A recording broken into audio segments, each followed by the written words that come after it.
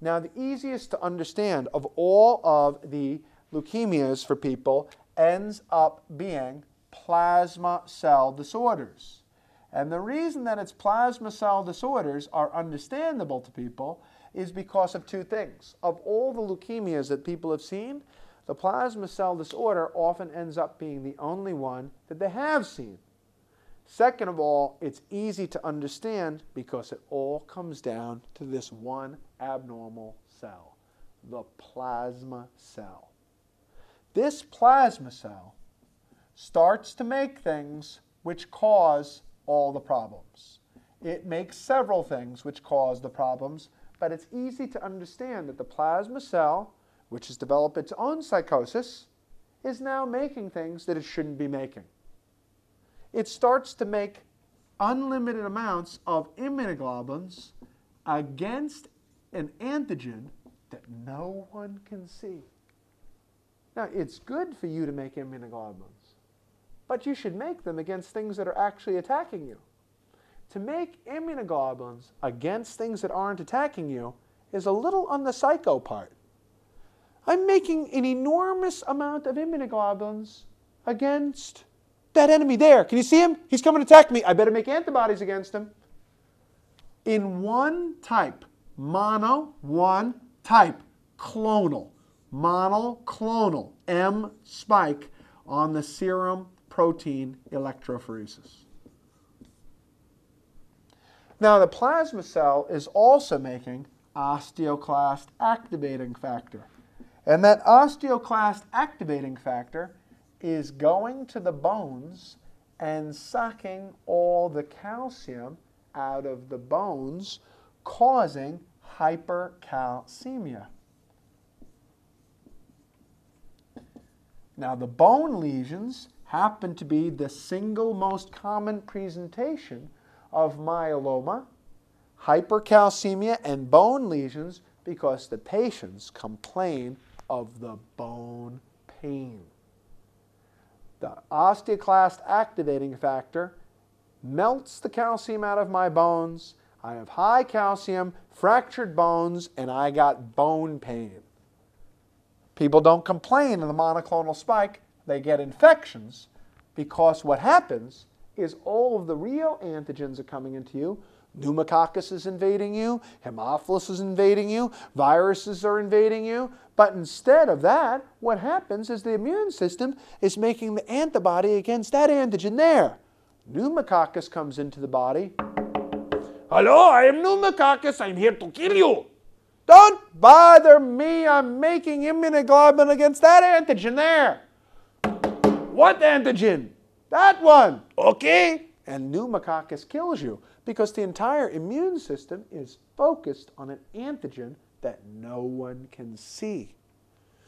Also, you get fractions, portions of the immunoglobulins called a Bence-Jones protein. And the Bence-Jones protein goes into the kidney and causes renal insufficiency by being directly toxic to the kidney tubule. Fragmented parts of immunoglobulins. And because of the increased cell turnover, you get an increased uric acid. Now, these cells die and they make hyperuricemia. Why didn't we get hyperuricemia from hemolysis? And the answer is that in hemolysis, there's no nucleus. And those nuclei is known as nucleic acids, which make the hyperuricemia. So the plasma cell is making hyperuricemia from the nucleic acids, purines and pyrimidines, inside the nucleus. The pieces of immunoglobulins, light chains, the Bence-Jones protein, osteoclast activating, sucking the calcium out of the bones, causing hypercalcemia and bone pain. The monoclonal spike against that antigen is trying to kill me. Don't you see it? I don't know. You see, the plasma cell is having paranoid schizophrenia. It doesn't pay its phone bill. It doesn't pay its electric bill. It doesn't pay its rent. Doesn't go to work. Doesn't take care of activities of daily living, but has a formal thought disorder. it's getting command hallucinations from somewhere saying, yeah, the Bulgarians are trying to attack you. Buy spy equipment. And instead of it fighting off, hello, I'm pneumococcus. Hello, I'm Haemophilus. I'm here to kill you. What happens is it's spending all of its money fighting off enemies which are not there, to the exclusion of fighting off the infection which is there. The plasma cells, when they go above 10, 20, and 30%, start crowding out the normal marrow structures. So you become anemic. You become anemic because the marrow, instead of making red cells, is making psychotic, paranoid, schizophrenic plasma cells instead of red cells. And not only that, the plasma cells are carving out more of the bone with osteoclast activating factor. Now this is both the diagnosis and the presentation of myeloma. The immunoglobulins go to the kidney and kill the kidney by clogging up the glomeruli.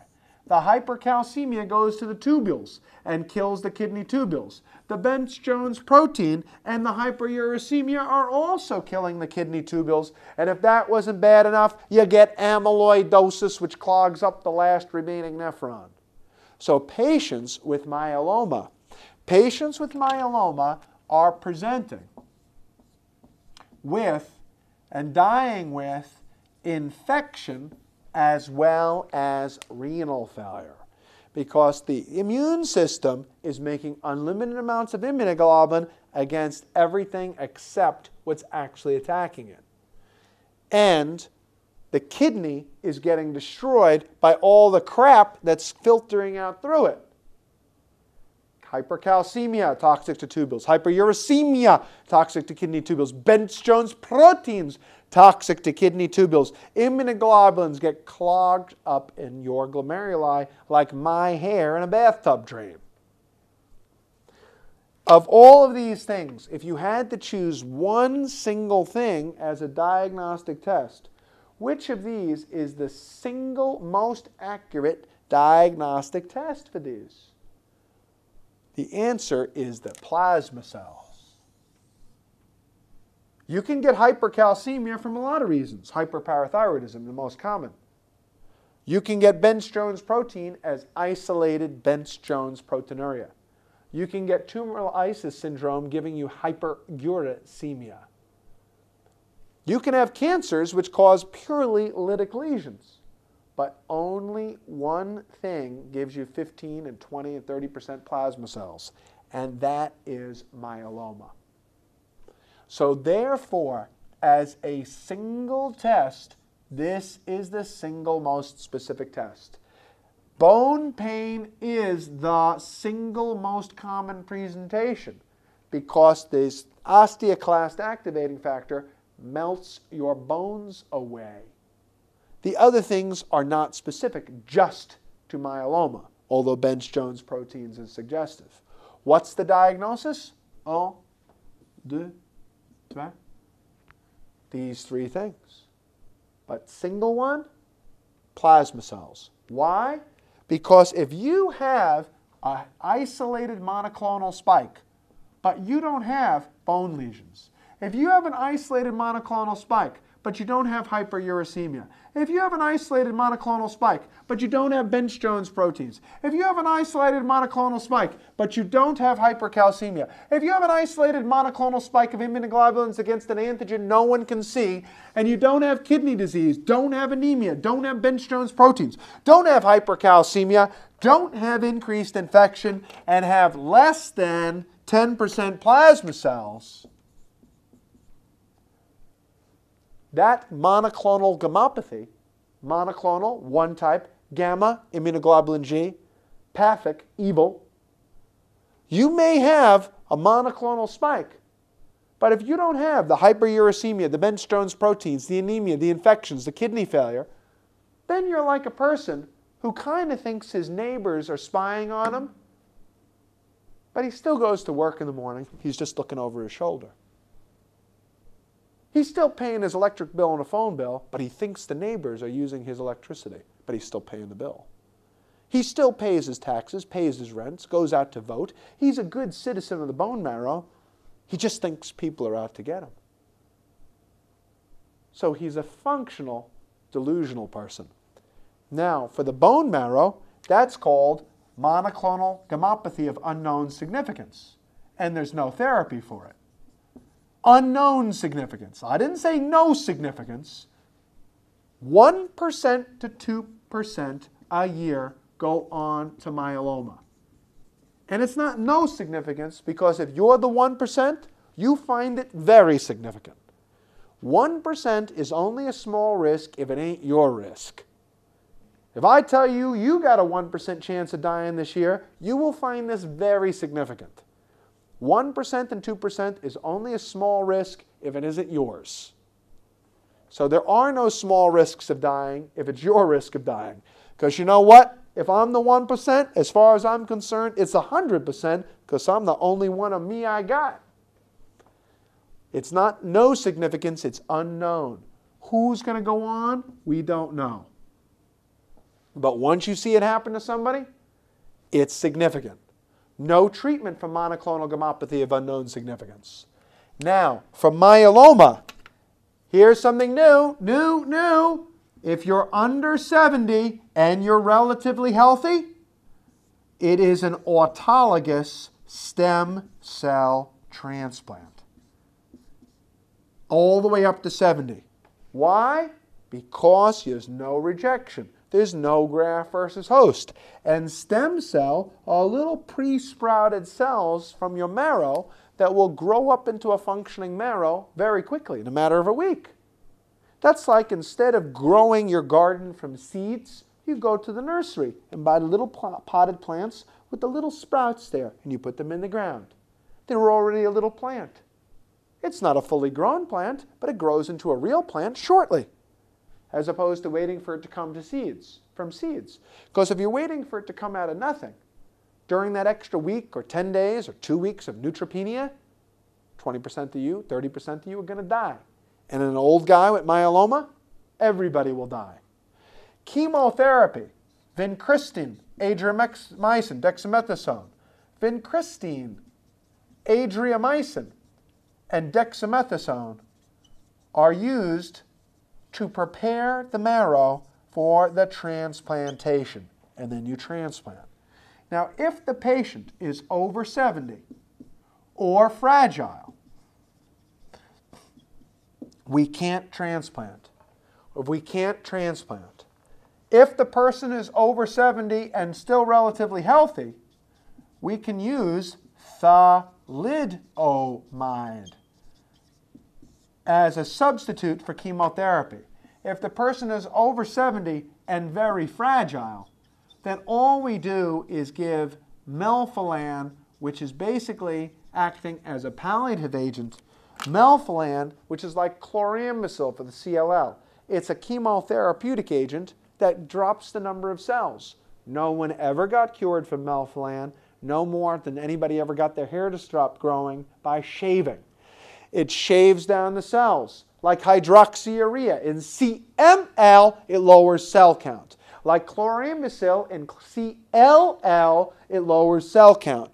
Melphalan in myeloma with prednisone drops the cell count. It's just to palliate old people who are very fragile, who are packed with cancer that you can't transplant.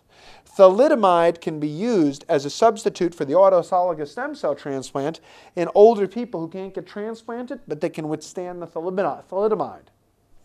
Beta-2 microglobulin helps you get a sense of prognosis. Vincristine, adriamycin, dexamethasone are the chemotherapeutic agents to prepare you for the stem cell transplant. Remember, auto stem cell transplants up to 70.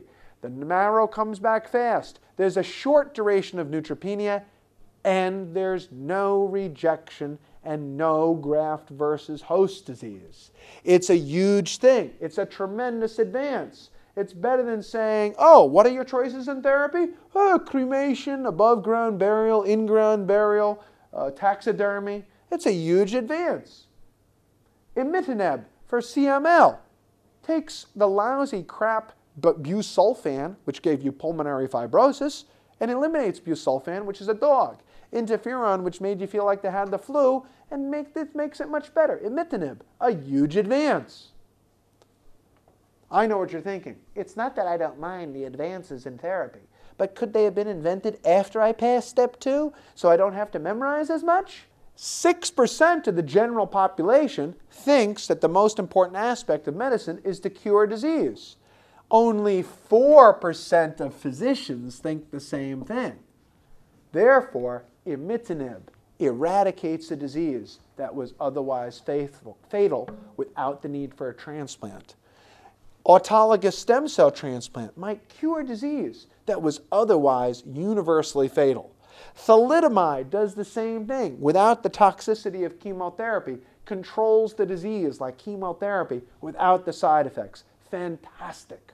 Socrates says the sense of wonder is the beginning of philosophy. It's wonderful. Isn't it amazing? Wow is the beginning of philosophy. And that is the truth. If you see it as wonderful, you will learn it instantly.